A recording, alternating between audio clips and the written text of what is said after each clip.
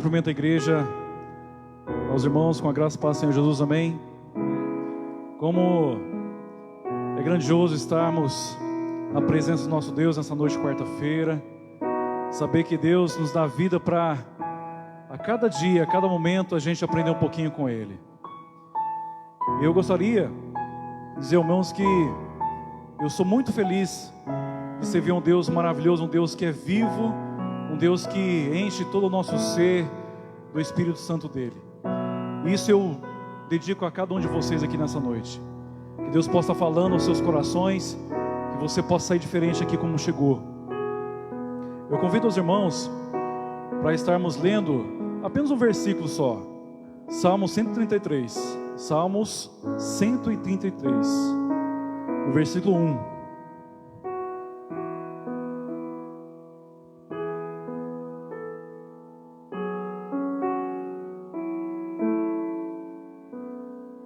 Todos acharam?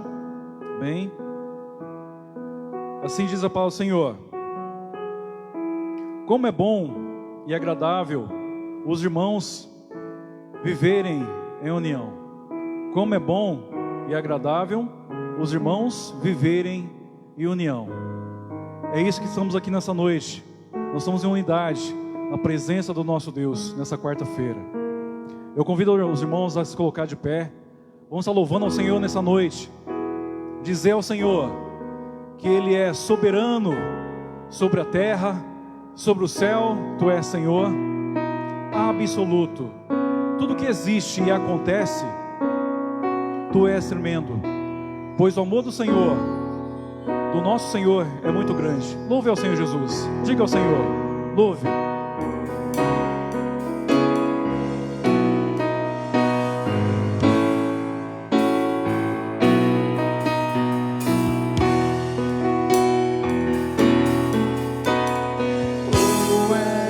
Soberano sobre a terra, sobre os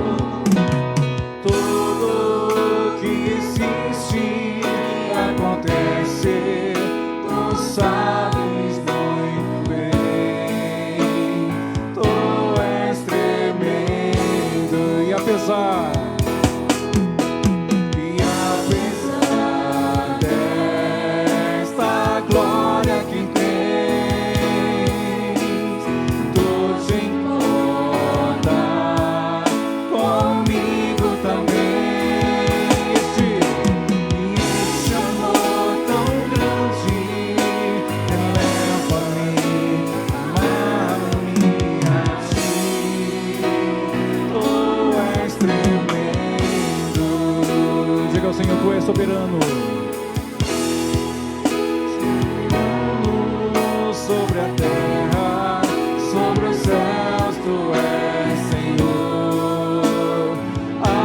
absoluto. Tudo que existe e acontece, Tu sabes muito bem. Tu és tremendo. E apesar dessa glória, e apesar dessa glória que tem, Tu te importa comigo também. E esse amor tão grande leva-me a amar-me a Ti. Tu és tremendo. E apesar dessa glória, e apesar dessa glória que tens, Tu te importa comigo também. E esse amor tão grande leva-me a amar-me a Ti. Tu és tremendo.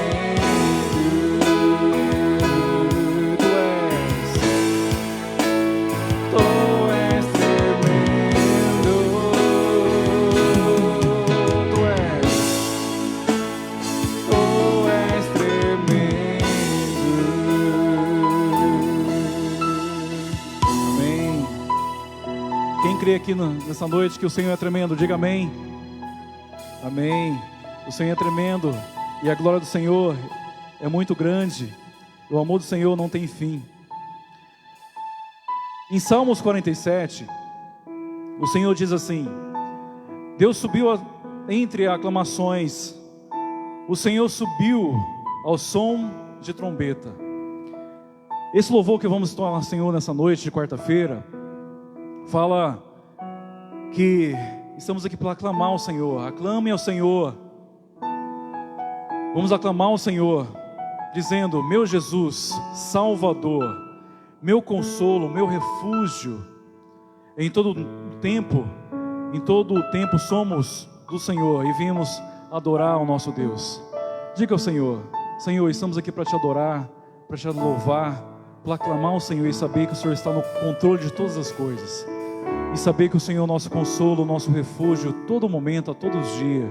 Creia ao Senhor, creia no Senhor Jesus, que Ele é o seu refúgio. Ele é, cada vez mais, o cuidador do seu coração. Diga ao Senhor, aclame ao Senhor.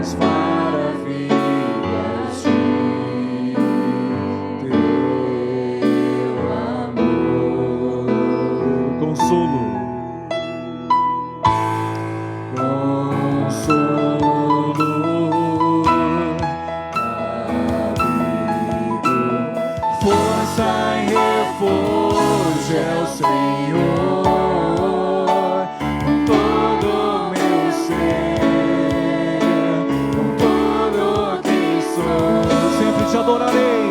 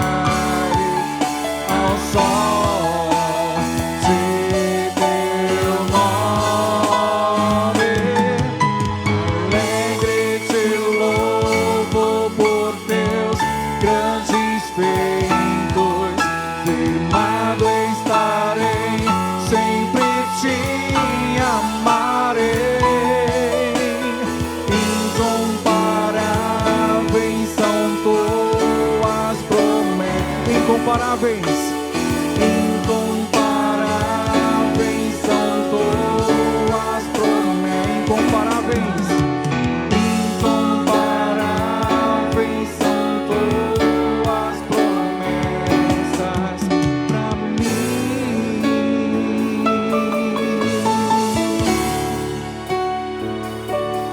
Pra mim.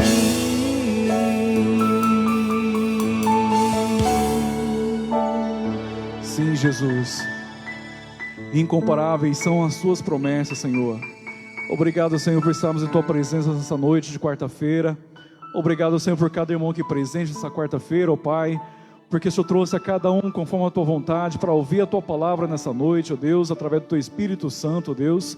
Obrigado por essa alegria de estarmos em tua presença e deixar o teu Espírito fluir em nossos corações. Pai, que o Senhor possa abençoando a cada coração, cada família que é representada, ó Deus. Abençoe cada lar nesse momento que está ouvindo a live também, ó Deus. Que o Senhor possa abençoar os seus lares, a cada vida que está ouvindo, está vendo a live nessa noite, ó Deus. Abençoe a vida do pastor Kleber com a tua palavra nessa noite.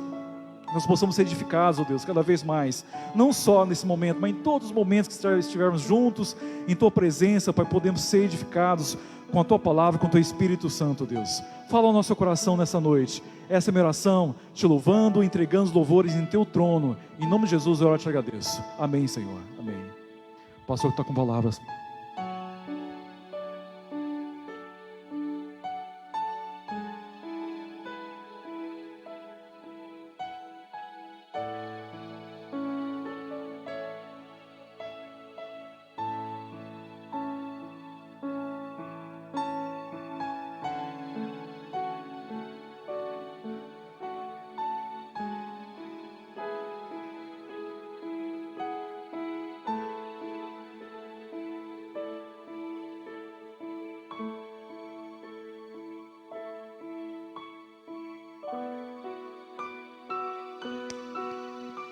Graça e paz. Amém, queridos?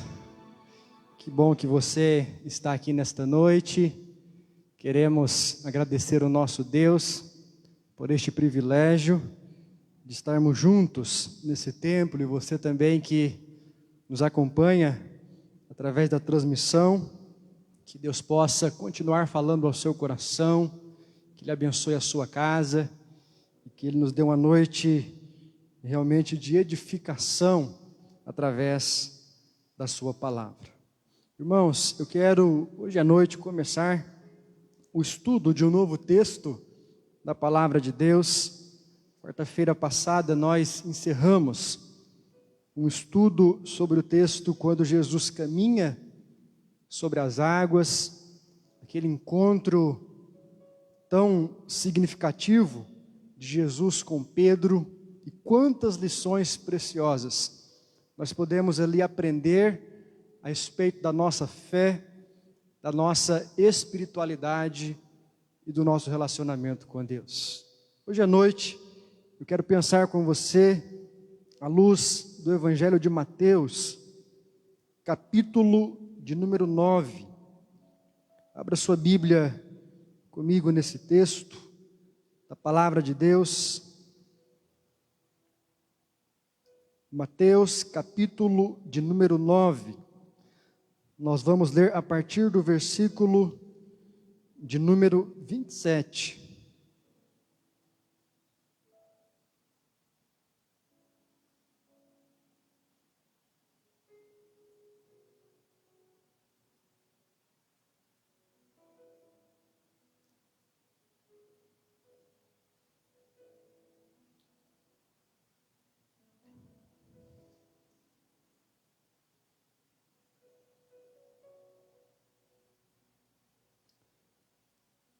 Mateus, capítulo 9, versículo de número 27. A Bíblia diz assim: partindo Jesus dali, seguiram-no 2 cegos, clamando: tem compaixão de nós, filho de Davi. E tendo ele entrado em casa, aproximaram-se os cegos, e Jesus lhes perguntou: credes que eu posso fazer isso? E responderam: sim, Senhor. Então lhes tocou os olhos, dizendo: faça-se-vos conforme a vossa fé. E abriram-se-lhes os olhos. E Jesus, porém, os advertiu severamente, dizendo: acautelai-vos de que ninguém o saiba. E saindo eles, porém, divulgaram-lhe a fama por toda aquela terra. Versículo 32, queridos. Ao retirarem-se eles, foi-lhe trazido um mudo endemoninhado. E expelido o demônio, falou o mudo. E as multidões admiravam, dizendo: jamais se viu tal coisa em Israel. Mas os fariseus, ou seja, os religiosos daquela época, murmuravam: pelo maioral dos demônios é que expele os demônios. É o que eles diziam a respeito de Jesus. Irmãos, hoje à noite nós vamos começar uma reflexão sobre esta passagem bíblica. Esta passagem bíblica que nos mostra Jesus fazendo aquilo que ele administrava quase todos os dias do seu ministério. Era comum Jesus se colocar numa posição de alguém que recebia as pessoas. Ele não só pregava o evangelho do reino de Deus, ele não só anunciava a mensagem da salvação aos perdidos, mas ele também realizava muitos sinais, prodígios, milagres eram feitos pelas suas mãos. Hoje, quando eu estava chegando aqui no templo, o primeiro casal que eu tive a alegria de ver foi o irmão Zé Ribeiro, né, a sua esposa, a dona Cida. E o irmão Zé Ribeiro contava um testemunho de um milagre que Deus operou na sua coluna alguns anos atrás. Amém, irmão Zé Ribeiro? Glória a Deus, queridos. O nosso Deus é um Deus de milagres. O irmão Zé Ribeiro contava que um médico muito experiente, de 14 anos de estudo apenas na área da coluna, disse a ele que o caso dele era um caso de cirurgia. Mas num dia, lá na igreja de Inocência, cultuando a Deus, através de uma palavra pastoral e da fé do irmão Zé Ribeiro em Deus, ele tomou posse daquela palavra e ele foi curado naquele exato momento.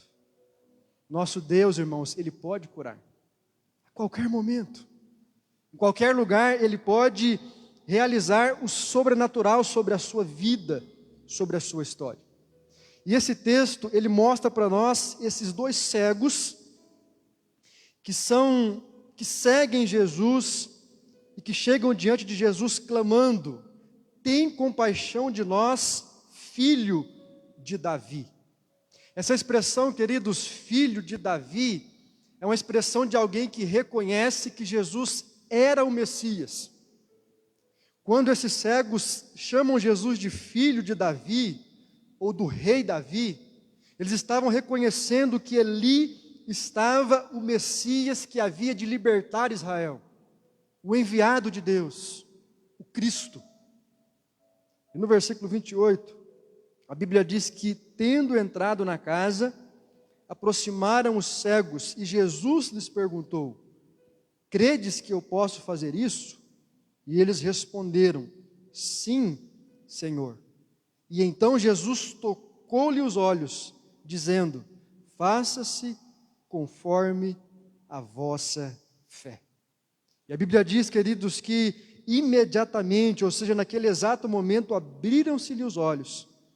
E Jesus os advertiu severamente que eles não contassem a ninguém. Talvez a sua pergunta seja: pastor, mas por que Jesus às vezes curava e exigia das pessoas um silêncio? Por que Jesus não gostava e não incentivava muitas vezes as pessoas que eram curadas por Ele a contarem isso para todo mundo?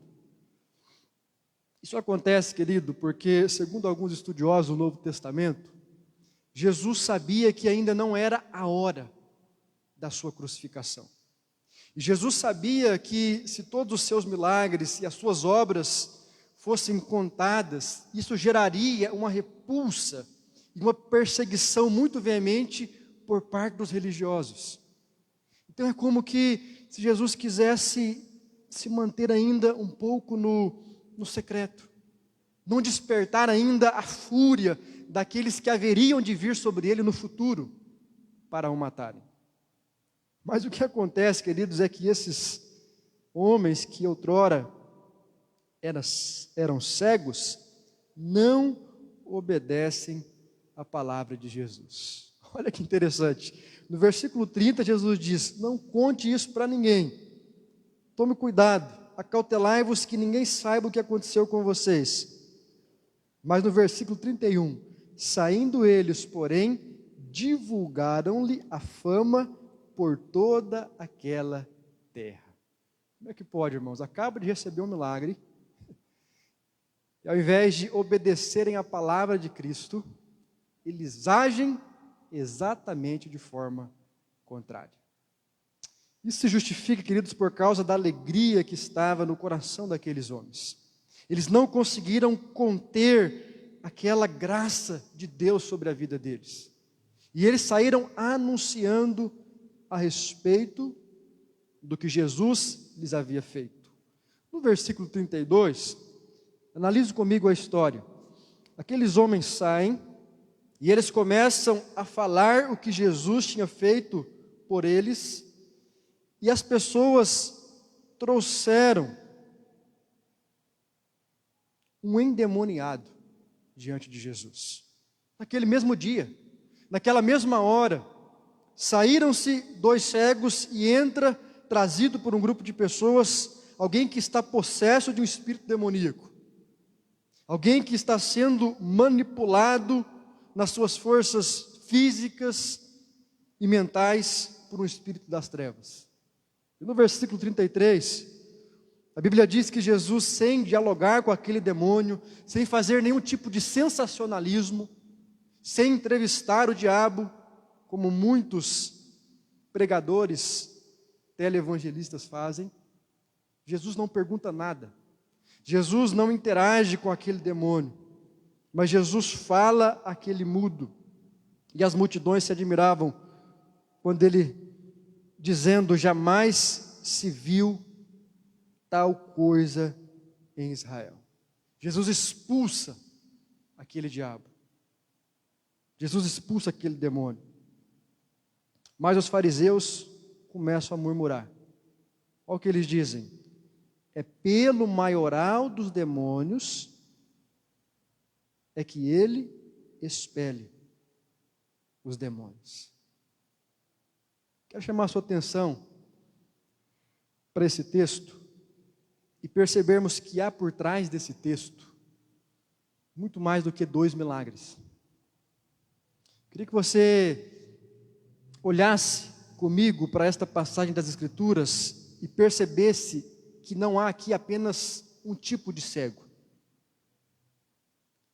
Há nesse texto 2 tipos de cegos, ou seja, um cego físico e um cego espiritual. O cego físico, meus irmãos, é representado por esses 2 homens que chegam até diante de Jesus, clamando, pedindo por compaixão para que Jesus os curasse. A visão deles não é perfeita, e eles precisam deste milagre, e eles clamam por esta graça diante de Cristo. Mas há também outros cegos, que eu chamaria de cegos espirituais. São esses cegos que, embora tenham os seus olhos físicos perfeitos, mas não conseguem ter uma visão espiritual a respeito de Jesus.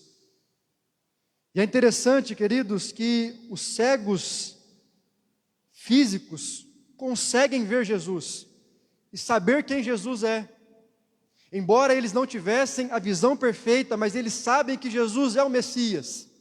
Eles sabem que Jesus pode curá-los. Eles sabem que Jesus é o Cordeiro de Deus que veio para tirar o pecado de todo mundo.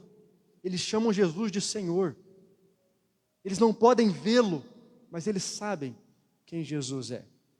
Já os religiosos, embora estivessem vendo a face de Cristo, contemplando os seus milagres, no versículo 34, ao murmurarem dizendo que Jesus fazia tudo aquilo pelo maioral dos demônios, por Beelzebu, eles demonstram uma cegueira espiritual. Em Mateus capítulo 15, versículo 14, convido você para que abra sua Bíblia nesse texto, para que você entenda que o próprio Jesus Cristo chamou os religiosos do seu tempo de cegos. Mateus capítulo 15,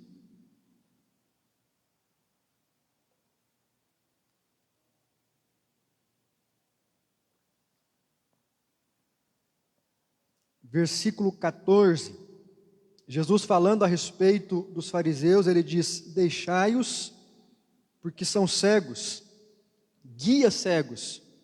Ora, se um cego guiar outro cego, cairão ambos no barranco. Como pode um cego espiritual, como pode alguém que não compreende as grandezas de Cristo, guiar outra pessoa? Jesus estava dizendo, queridos, categoricamente que os religiosos da sua época eram cegos espiritualmente. Eles tinham a Bíblia em suas mãos, eles tinham o Antigo Testamento sobre as suas posses, eles eram homens letrados, inteligentes, eles se sentiam donos da revelação, mas Jesus os chama de guias cegos. Então esse texto, em primeiro lugar, ele vai mostrar para nós que existem dois tipos de cegueira: a física e também a espiritual. Segundo, esse texto também nos mostra, queridos, que existem dois tipos de cegos espirituais. E é aqui que eu quero chamar a sua atenção nesta noite. Queria que você pensasse um pouco sobre cegueira espiritual. Porque muitas vezes aquele que é cego espiritual não acha que é. Aquele que é cego fisicamente falando, ele reconhece a sua cegueira e ele assume a sua limitação. Por isso ele está apto para receber o milagre de Deus. Mas o cego espiritual muitas vezes não se vê como alguém cego. Ele acha que tudo aquilo que ele contempla é a verdade. E ele julga todas as coisas de acordo com a sua miopia espiritual. Mas quais são os dois tipos de cegos espirituais? Primeiro, queridos, aqueles que não podem ver. Aqueles que são limitados por conta do pecado. Aqueles que não podem ver porque Satanás colocou na vista espiritual deles uma tarja preta. E tudo que eles contemplam é contaminado pela escuridão. Abra sua Bíblia em 2 Coríntios, capítulo 4. Veja o que a palavra de Deus, meus irmãos, vai falar a respeito desta cegueira. A cegueira espiritual daqueles que não podem ver. 2 Coríntios, capítulo 4, versículo 3 em diante. A Bíblia diz assim: mas, se ainda o nosso evangelho está encoberto, para os que se perdem está encoberto, nos quais o Deus deste século, quem é o Deus deste século, meus irmãos? Satanás. A Bíblia diz, queridos, que o mundo jaz no maligno. Então, todas as vezes que aparece esta expressão, o Deus deste século, no minúsculo, ela está se referindo a Satanás, o príncipe das trevas. Paulo vai dizer, nos quais o Deus deste século cegou o entendimento dos incrédulos, para que lhes não resplandeça a luz do evangelho da glória de Cristo, que é a imagem de Deus. Queridos irmãos, O que a Bíblia está dizendo é que as pessoas que são incrédulas em relação a Jesus, aquelas pessoas que não têm consciência do seu pecado, aquelas pessoas que não entenderam que necessitam de Jesus Cristo como Senhor e Salvador das suas vidas, elas não fizeram isso, porque a sua visão espiritual está obstruída. Então não é uma questão de quem tem o melhor argumento, não é a questão de quem sabe falar mais ou melhor sobre Deus. A questão, queridos, é que a pessoa está cega. A pessoa está cega. Por mais que você fala, por mais que ela tenha experiências positivas com a graça de Deus, mas Satanás a cegou, e o seu coração está cauterizado, insensível para as coisas de Deus. A pregação vem, entra aqui e sai do outro lado. As verdades bíblicas são pronunciadas, mas ela não coloca crédito em nenhuma delas. São pessoas que vivem como se a vontade de Deus fosse sempre secundária na vida e na história delas. Alguns até gostam de ouvir falar sobre Deus. Alguns até gostam de estudar a Bíblia, mas não reconhecem a sua condição espiritual. Não percebem, queridos, ainda a seriedade e a posição em que estão, e se não se converterem, não poderão herdar jamais a vida eterna. Você conhece alguém assim? Alguém que é um cego espiritual?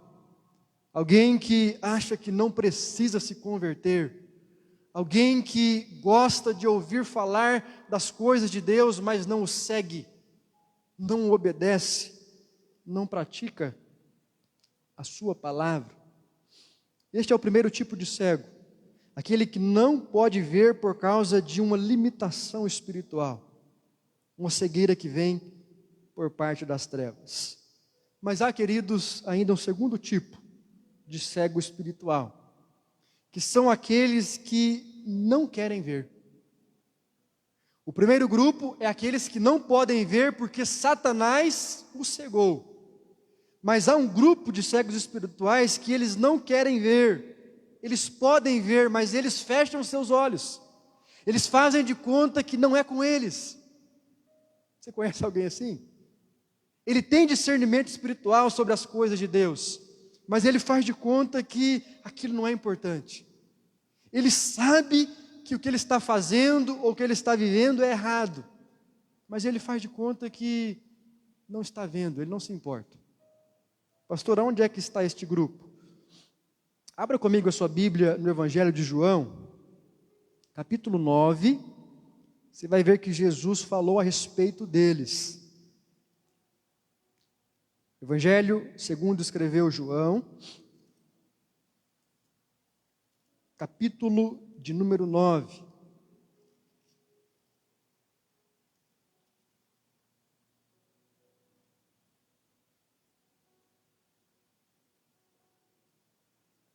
No verso de número 35, meus irmãos, a Bíblia vai dizer assim: ouvindo Jesus que o tinham expulsado, encontrando-o, lhe perguntou: crês tu no Filho do Homem? E ele respondeu e disse: quem é, Senhor, para que eu nele creia? E Jesus lhe disse: já os tem visto, e é o que fala contigo. Então ele afirmou: creio, Senhor, e o adorou. E prosseguiu Jesus: eu vim a este mundo para juízo, a fim de que os que não veem, vejam, e os que veem se tornem cegos. Alguns dentre os fariseus que estavam perto dele perguntaram-lhe: acaso também nós somos cegos? Respondeu-lhe Jesus: se fosseis cegos, não teríeis pecado algum, mas porque agora dizeis, nós vemos, subsiste o vosso pecado. Aqui, querido, Jesus está trabalhando uma nova dimensão da miopia espiritual dos fariseus. Ele está dizendo: olha, vocês não são mais cegos em relação ao que vocês sabem que é certo e que é errado, em relação àquilo que vocês sabem a respeito de mim. Se vocês não soubessem de nada, se vocês não tivessem consciência da verdade, se vocês que estão me ouvindo agora não soubessem quem eu sou, não haveria pecado sobre vocês. Mas como vocês sabem, como vocês dizem que agora nós vemos, então subsiste sobre vocês o vosso pecado. Aqui, queridos, Jesus está fazendo uma analogia deste grupo de fariseus com este cego. É um outro cego, é outra passagem. Mas veja que este cego não sabia quem era Jesus. E Jesus chega diante dele e pergunta: crês tu no Filho do Homem? E ele respondeu: quem é, Senhor? Quem é o Filho do Homem? Quem é o Messias? Jesus disse: sou eu, aquele que vos fala. E ele diz: eu creio. E então o adorou. E aí, quando Jesus se reporta para aquele grupo de religiosos, ele diz: olha, vocês, nesse sentido, não são mais cegos, porque vocês sabem quem eu sou, vocês sabem o que é certo e o que é errado, mas vocês decidiram não ver, vocês decidiram me rejeitar de forma deliberada. Você conhece alguém assim? Alguém que, em sabendo da verdade, alguém que, conhecendo a vontade de Deus, faz de conta que não a vê, não a valoriza, faz de conta que não é com Ele, embora tenha conhecimento genuíno e profundo da sua palavra. Sabe, queridos, existe diferença no que diz respeito ao julgamento de Deus sobre nós. Não tem pecadão e pecadinho. Pecado é sempre pecado. Pecado sempre vai te afastar. Pecado sempre vai impedir as bênçãos de Deus na sua vida. Mas saiba de uma coisa: a quem muito é dado, muito será cobrado. Aqueles que erram sabendo têm maior responsabilidade sobre o seu erro. Diferente daqueles que talvez cometem equívocos espirituais na sua vida, sem conhecer de forma genuína a palavra da verdade. É interessante, queridos, que o teólogo A.W. Tozer, em uma citação em uma de suas obras, ele diz o seguinte: só posso dizer que tenho observado uma carência entre os cristãos evangélicos, que pode muito bem ser a causa real da maioria de nossos problemas espirituais. A grande deficiência a que estou me referindo é a falta de discernimento espiritual.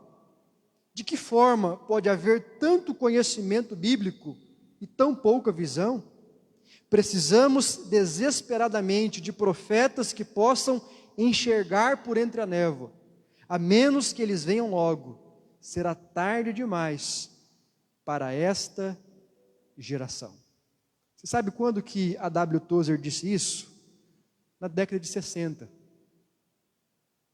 Faz tempo, né?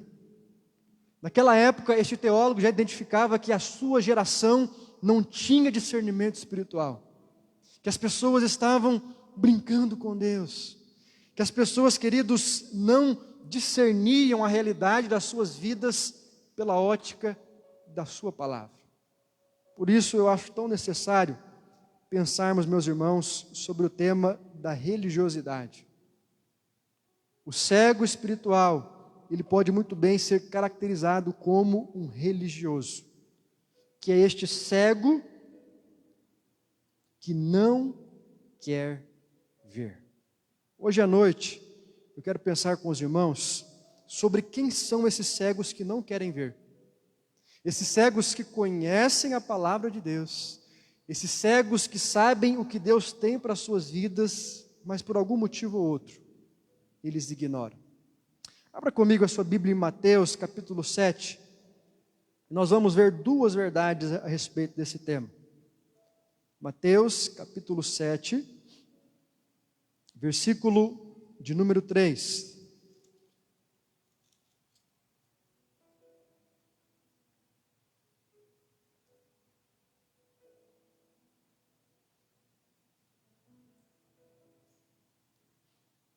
Aliás, vamos ler a partir do versículo 1, diz assim: Não julgueis para que não sejais julgados, pois com o critério com que julgardes, serei também julgados. E com a medida com que tiverdes medido, vos medirão também. Porque vês tu o argueiro no olho do teu irmão, porém não reparas na trave que está no teu próprio? Ou como dirás a teu irmão: Deixa-me tirar o argueiro do teu olho, quando tens a trave no teu? Hipócrita, tira primeiro a trave do teu olho e então verás claramente para tirar o argueiro do olho do teu irmão. Primeira coisa, queridos, quem são os cegos que não querem ver? São aqueles que têm olhos para os defeitos dos outros, mas nunca para os seus próprios defeitos. Os cegos espirituais são aqueles que muitas vezes criticam o seu próximo. São aqueles que muitas vezes veem o defeito na vida do seu irmão e pegam pesado com eles, mas se esquecem de que nas suas vidas há também mazelas. A Bíblia, queridos, não está dizendo que nós não devemos exortar o nosso próximo. A Bíblia não está dizendo que nós não devemos ajudar o nosso irmão na sua caminhada de fé. Mas é um equívoco nós olharmos apenas para a vida dos outros, a ponto de desconsiderarmos a nossa. Aqui mais uma vez, querido, Jesus está falando dos religiosos, aqueles que tinham uma sentença de juízo sobre as demais pessoas, mas nunca contemplavam a sua miséria espiritual. Segundo lugar, quem são os cegos que não querem ver? Abra comigo a sua Bíblia em Mateus, capítulo 23. Nós vamos ler até o versículo de número 7. Mateus, capítulo 23, versículo 1 ao versículo 7. Diz assim a palavra: Então falou Jesus às multidões e aos seus discípulos: Na cadeira de Moisés se assentam os escribas e os fariseus. Fazei e guardar, pois, tudo quanto eles vos disserem. Porém, não os imiteis nas suas obras, porque dizem e não fazem. Atam fardos pesados e difíceis de carregar, e os põem sobre os ombros dos homens. Entretanto, eles mesmos nem com o dedo querem movê-los. Praticam, porém, todas as suas obras, com o fim de serem vistos dos homens, pois alargam os seus filactérios e alongam as suas franjas. Amam o primeiro lugar nos banquetes e as primeiras cadeiras nas sinagogas, as saudações nas praças e os serem chamados de mestres pelos homens. De quem Jesus está falando, queridos? Dos cegos espirituais. Jesus nos mostra que eles são aqueles que valorizam mais a sua reputação do que o seu caráter. Hoje à noite eu quero concluir esta mensagem falando a respeito da diferença de reputação e de caráter. O que é a reputação? A reputação é aquilo que as pessoas falam a respeito de você. A reputação é aquilo que as pessoas pronunciam, é a imagem que elas têm da sua vida. Se você é bom, se você é honesto, se você é gentil. Em outras palavras, a reputação é como está o seu nome e como está a sua vida na boca do povo. E a reputação, queridos, nem sempre corresponde com a realidade. Às vezes, as pessoas falam algo de alguém que na aparência é verdadeiro, mas na essência é uma mentira. Por isso que nós devemos preocupar muito mais com o caráter do que com a reputação. A reputação é o que as pessoas dizem a respeito de você. Caráter é aquilo que você é. A reputação é a imagem que a sociedade construiu da sua vida. O caráter é aquilo que Deus sabe da sua história, do que você pensa, do que você faz, do que você fala. O que Jesus está nos ensinando, queridos, é que aqueles que se preocupam apenas com a reputação, eles são cegos espirituais, que podem ver, mas não querem. E eles não percebem que estão fazendo um mal mortífero para as suas vidas. Porque Jesus, no versículo 8, ele vai dizer assim: vós, porém, não sereis chamados de mestre, porque um só é o vosso mestre, e vós todos sois irmãos. A ninguém sobre a terra chamais o vosso Pai, porque só um é o vosso Pai, aquele que está nos céus. E nem sereis chamados de guias, porque um só é o vosso guia, o Cristo. Mas o maior dentre vós será o vosso servo. E quem a si mesmo se exaltar será humilhado, e quem a si mesmo se humilhar será exaltado. E no versículo 13, queridos, Jesus fala de forma direta sobre eles: ai de vós, escribas e fariseus, hipócritas, porque fechais o reino dos céus diante dos homens, pois vós não entrais, e nem deixais entrar os que estão entrando. O que Jesus está dizendo, queridos? Que essa cegueira espiritual, ela pode impedir a nossa salvação. Se você vê algo, mas você faz vistas grossas, se você entende algo a respeito da vontade de Deus para a sua vida, mas você finge que não entende, você pode ser impedido de entrar no reino de Deus. Se você se preocupa mais com a sua reputação do que com o seu caráter, se você se preocupa mais com a sua aparência do que com a sua essência, você pode se tornar um cego espiritual. E você pode comprometer não só a sua espiritualidade, que é o seu relacionamento com Deus, mas inclusive a sua salvação.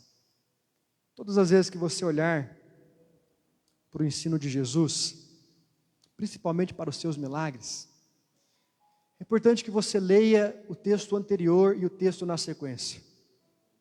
Porque se os irmãos voltarem lá para o texto de Mateus, capítulo 9, os irmãos vão perceber que Jesus, na verdade, quando ele cura aqueles 2 cegos, e ele fala contra aqueles religiosos, ele é confrontado por aqueles religiosos.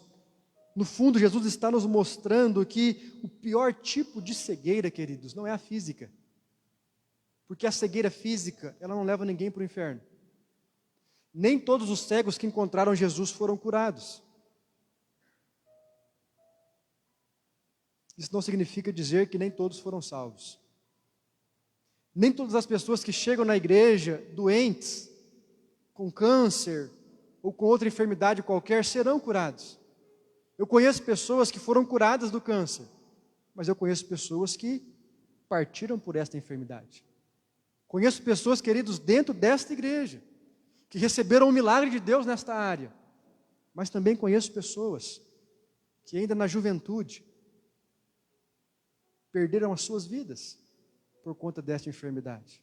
Agora a questão é, o pior de tudo não é a doença física, o pior de tudo não é o câncer do corpo, mas é o câncer da alma, que se chama pecado. O pior de tudo não é a cegueira física, mas a cegueira espiritual, que pode impedir você de entrar no reino de Deus. Pastor, qual é o maior milagre? O maior milagre, querido, sempre foi e sempre será a salvação. Sempre. O nosso Deus cura, o nosso Deus restaura, o nosso Deus faz sinais e prodígios, mas o maior milagre que Ele quer operar na sua vida é a salvação em Cristo Jesus. é te dar a certeza de uma vida eterna e livrar você da cegueira espiritual. Sabe, queridos, é com muita dor no coração que eu digo isso. Nem todas as pessoas que estão dentro de uma igreja têm a sua visão espiritual clara. Pasmem, queridos, mas há pessoas que passaram pelo batismo, mas continuam cegas, espiritualmente falando. Há pessoas que congregam, que estão no hall de membro de uma igreja, mas nunca tiveram uma conversão verdadeira. São pessoas que não estão enganando a Deus, porque de Deus não se zomba. A Bíblia diz: tudo que o homem semear, isso também ceifará. São pessoas que não estão enganando os pastores, pois os pastores são apenas servos do Deus Altíssimo, mas estão enganando a si mesmos, a si próprios, porque a pior enfermidade ainda continua sendo o pecado. E feliz é aquele, querido, que abre o seu coração, que pede ao Espírito Santo de Deus para que a sua visão espiritual seja aberta e ele tenha um encontro verdadeiro com o seu Deus. Hoje à noite eu quero concluir por aqui, mas semana que vem eu quero continuar pensando com os irmãos sobre quem são esses cegos que não querem ver.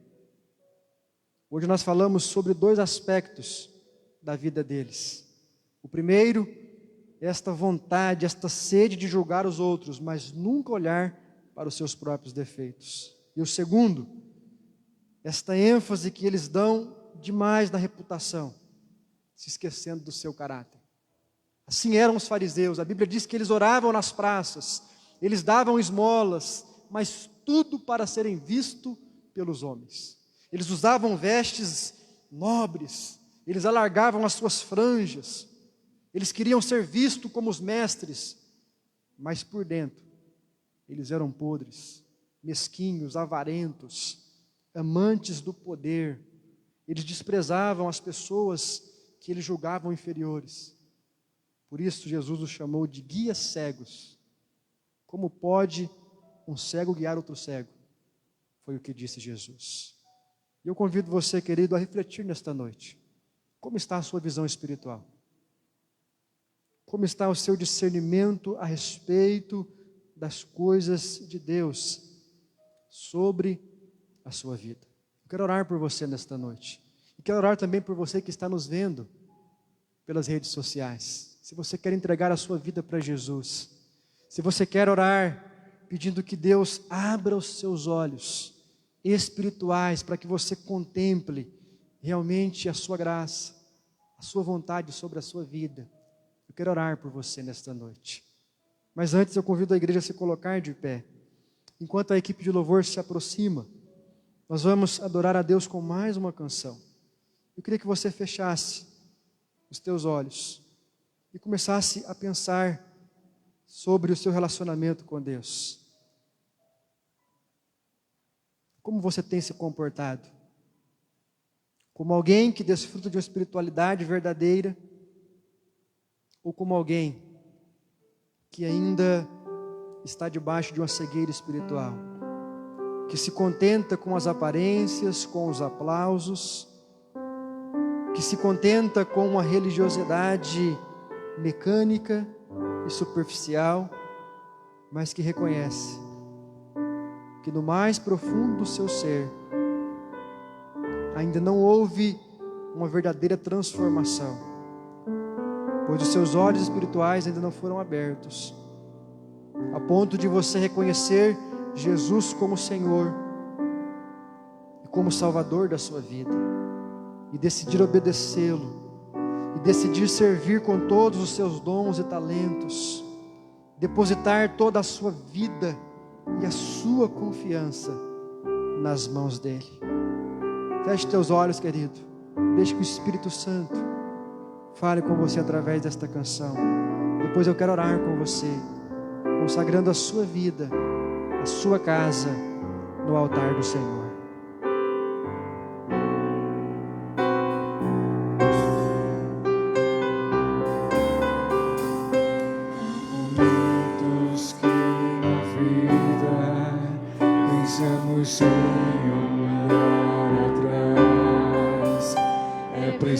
difícil pedir ajuda para poder continuar. E clamamos o nome de Jesus, Jesus. E clamamos o nome de Jesus, Jesus. E clamamos o nome de Jesus. Ele nos ajuda a carregar a cruz.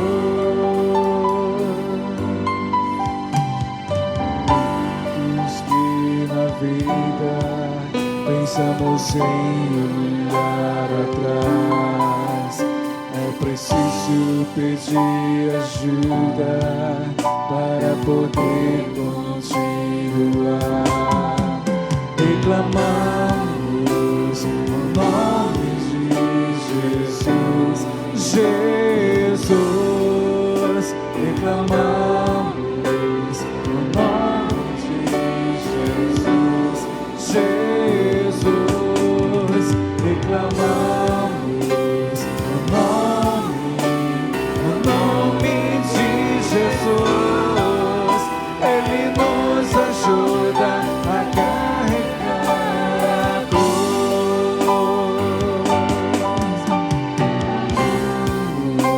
O nome de Jesus, Jesus. Reclamamos o nome de Jesus, Jesus. Reclamamos o nome de Jesus. Ele nos ajuda a carregar a cruz. Ele nos ajuda a carregar a cruz.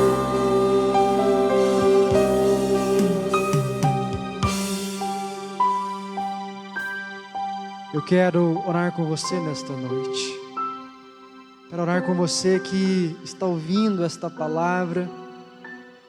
Não importa se neste templo ou no seu lar, ou qualquer outro lugar que você esteja neste momento, e o Espírito Santo de Deus tem falado ao seu coração a respeito de Jesus, e você tem entendido que é preciso aceitá-lo como Senhor e como Salvador da sua vida. Você que não quer mais viver debaixo desta cegueira espiritual. Você que quer, querido, ter os teus olhos espirituais abertos e receber na sua vida este maior milagre, que é a salvação em Cristo Jesus, que é ter o Espírito Santo reinando dentro de você, conduzindo a sua vida, gerenciando as suas emoções, fazendo com que você possa viver uma vida de adoração e de louvor ao seu Deus. Se você quer nesta noite aceitar Jesus aonde você está, diga: ó Senhor Jesus, eu creio em Ti. Diga: Senhor Jesus, eu me arrependo dos meus pecados, e eu entrego nesta hora a minha vida nas Tuas mãos. Ah, Espírito Santo de Deus, sela estas vidas com o Teu poder, com a Tua graça. Batiza, ó Deus, estas pessoas com o Teu Espírito Santo nesta hora, e que elas tenham os seus olhos espirituais abertos, e que elas possam contemplar a grandeza e a vontade do Senhor para as suas vidas. Ah, Deus, se há alguém que está clamando por um milagre na sua vida neste exato momento, Deus, nós estendemos as nossas mãos e nós clamamos pela Tua graça, e nós clamamos, Pai, pelo Teu poder que opera sobre a nossa vida física, e nós clamamos, ó Deus, para que o Senhor realize a Tua vontade sobre nós.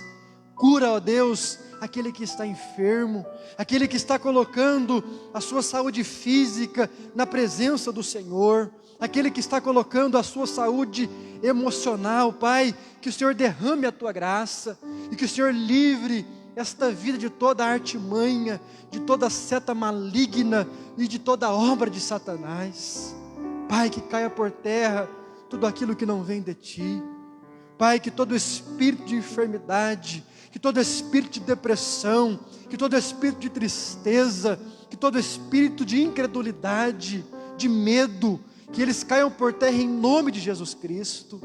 Renova, Pai, a alegria do Teu povo, renova a alegria deste coração que está triste, que está desesperado, que está sem saída e não sabe que decisão tomar na sua vida conjugal. Pai, tende misericórdia daqueles que agora depositam a sua fé e a sua confiança exclusivamente no Senhor.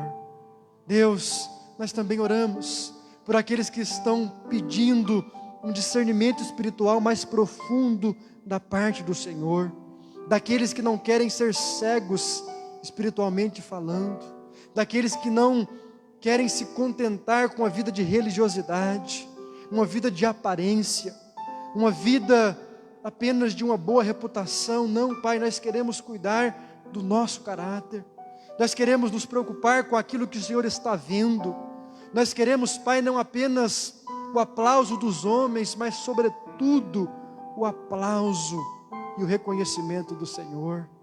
Por isso, Pai, sonda o nosso coração, tira, ó Deus, toda a trave do nosso olho e ajuda-nos a cuidarmos de nós mesmos, a renunciarmos o pecado, a renunciarmos, ó Deus, a idolatria, não a idolatria de imagens, mas a idolatria ao dinheiro, a idolatria ao poder, a idolatria de coisas materiais que o Senhor mesmo tem colocado sobre as nossas vidas, a idolatria de pessoas. Ah, Deus, quebra todo jugo, todo domínio que não vem de Ti sobre a vida da Tua igreja. Pai, nos liberta de uma cegueira espiritual, de um espírito de religiosidade que nos impede de avançar na direção de tudo aquilo que o Senhor tem para as nossas vidas, pois a Tua palavra diz que um guia cego jamais pode guiar outra pessoa. Ah, Deus, quebranta o nosso coração, faz-nos contemplar as nossas mazelas, faz-nos, ó Deus, olhar para dentro de nós, identificarmos quais são as áreas, quais são os erros e os equívocos que precisam ser retirados da nossa vida. Santifica o Teu povo, santifica, Pai, a Tua igreja e opera os Teus milagres sobre as nossas vidas. É o que nós Te pedimos, Pai, grato ao Senhor por cada vida que está aqui, grato a Ti, ó Deus, por cada família que está aqui representada. Abençoa, meu Deus, todos aqueles que estão sintonizados conosco através das redes sociais. Que o Senhor visite cada lar, que o Senhor visite cada família, trazendo a bênção e a graça que cada servo e que cada serva do Senhor tem buscado nesta noite. Pai, continua falando conosco através desta palavra. Que o Senhor continue abrindo os nossos olhos espirituais, para que possamos crescer no conhecimento e no discernimento da vontade do Senhor. Assim nós oramos e Te agradecemos por tudo que o Senhor tem feito por nós. Pai, leva cada vida aqui em paz para os Teus lares. Dá-nos um restante de semana de paz e de vitórias na Tua presença, em nome do Teu Filho Jesus Cristo. Amém e amém. Os irmãos podem se assentar. Nós estamos, queridos, chegando ao final de mais um culto, e eu quero louvar a Deus pela sua vida, convidar você para que esteja conosco no próximo domingo. Teremos um culto especial de ceia do Senhor às 19 horas, e você é o nosso convidado especial para que juntos possamos estar neste templo, adorando o nosso Deus, e também participando da mesa do Senhor. Abaixe sua cabeça, você que pode, feche teus olhos, e assim, queridos, coração silenciosa, nós estaremos encerrando o culto desta noite. Que Deus te abençoe e que você fique na paz, em nome do nosso Senhor Jesus.